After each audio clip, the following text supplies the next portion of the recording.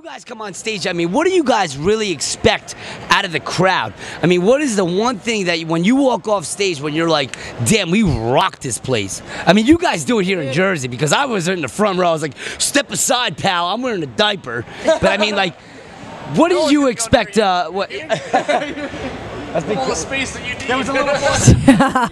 But I mean, what do you we'll leave that off to you. Yeah, I don't think they could hear that. What do you expect? What do you expect out of the crowd? What's your like main premise to get across the crowd that you become, like all your fans? Well, you know, I swear that the feeling we get when we know it's been a good night, you know, is like second to last song and all throughout the last one, and you get this like tingling feeling under your skin where it's kind of like in between of like that creepy crawly feeling and you're about to pass out, you know, something like that, and it's amazing, and we get that from the audience, man. It's wonderful to be on a tour where we have to kind of prove ourselves to a new audience again, and you know, within the first 30 seconds of the set, you're like, when you know you have them, and then it just starts building back and forth and back and forth. I know, dude, especially today, man. I mean, Jersey has always just been amazing. You guys are freaking crazy.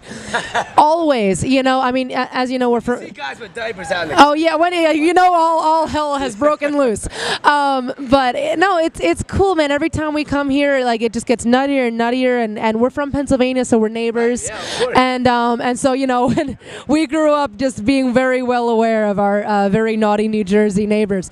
And so it's just incredible feeling to come back here and see so many, you know, old friends and then making some new ones, and I tell you what, it's just, there's no better feeling. This actually has been one of the best days. I've seen you so many times, and it's always a pleasure to have you back with me. You're actually interviewing me right now. So how you doing, guys? I'm doing quite well. Good. I always love you having you here. You know, I know we always talk and everything like that, but I mean, it's always a pleasure having you back here. But you know, I have to say one thing. You were actually nominated for one of the sexiest rock girls, Yes, Miss April, can I say? Oh yes. Revolver magazine. Oh yes. How do you feel about that? What is that? Dude, so incredibly humbling. First of all, I feel honored. My dad, well, he was proud of me at first, and then when it, when the calendar came out. When the calendar came out, he called me up. He said, "Well, I never thought that I'd see the day that my daughter would be a calendar girl in Revolver magazine." And so I have to say, Dad, I got all my clothes on. Come on, it's like, yeah, it's not Playboy, you know, or Maxim and all that. So it's if we got. Are you bored? No, what's up? What'd I do? Huh? We were just talking. We were just talking about your spread in Maxim. Oh, that one. Yeah, spread eagle. My spread eagle. I'm kidding. How does that feel to be up in the ranks like that? I mean, there's so many rock girls out there.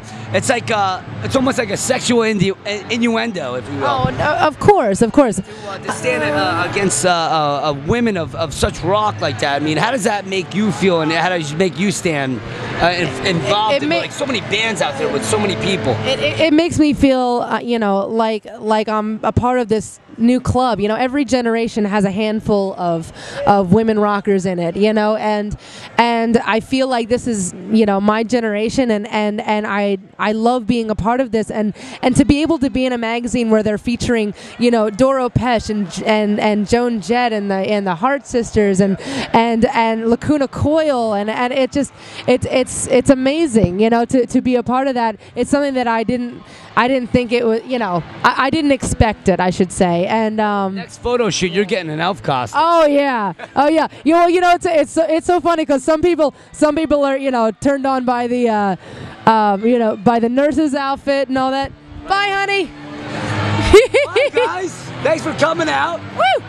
Got some youngins in the house tonight. Brand new. Yeah, I love the little kids, man. They're unbiased, and if they love you for life, and it's for their own reasons, and they're awesome. A lot of little rockers out here today. Well, when do we expect the next Halestorm album to come out now? I mean, I know you guys been writing for a little while. I mean, on the, you know, working harder than ever. I mean, you guys been on the road since, what, Christmas now?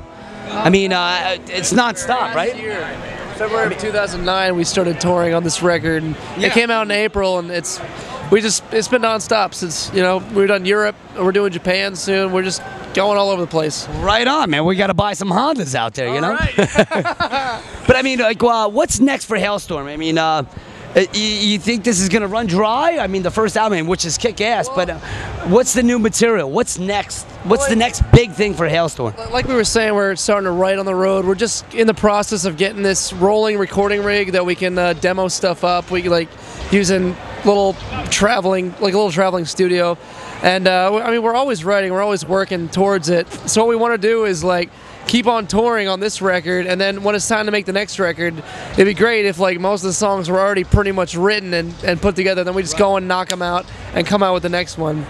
But that's way, like, I mean, they're still gonna squeeze the life out of this one, I hear that. I hear that. But we're always singing forward, I'm ready for new songs, I mean, well, what are we gonna stick to? Like, I know Lizzie has been writing some songs here, and Josh, I want you in on this one as well.